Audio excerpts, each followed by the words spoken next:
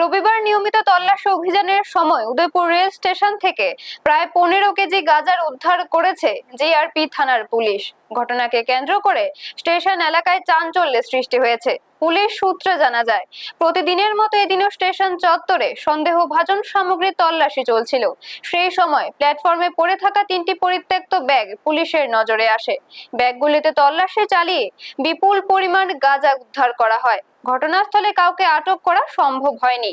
প্রাথমিকভাবে পুলিশের ধারণা, তল্লাশি অভিযান শুরু হওয়ার আগেই মাদক পাচারকারীরা ব্যাগ ফেলে পালিয়ে যায়। খবর পেয়ে রাধাকিশোরপুর থানার পুলিশ ঘটনাস্থলে পৌঁছে উদ্ধার হওয়া গাঁজা আটক করে থানায় নিয়ে যায়। গাঁজাগুলি কোথা থেকে আনা হয়েছিল এবং এর সঙ্গে কারা জড়িত তা জানতে তদন্ত শুরু করেছে পুলিশ। পাশাপাশি মাদক পাচার রুখতে স্টেশন এলাকায় নজরদারি আরো বাড়ানো হয়েছে। ব্যুরো রিপোর্ট, নিউজ তৎকাল 24। সকালবেলায় প্রত্যেক দিনের চেকিং ডিউটি আমি জিআরপি থানার আইসি এএসআই গৌতম দেববর্মা এবং স্টাফ সহ রোটেশন চেকিং ছিলাম উদয়পুর রেল স্টেশন।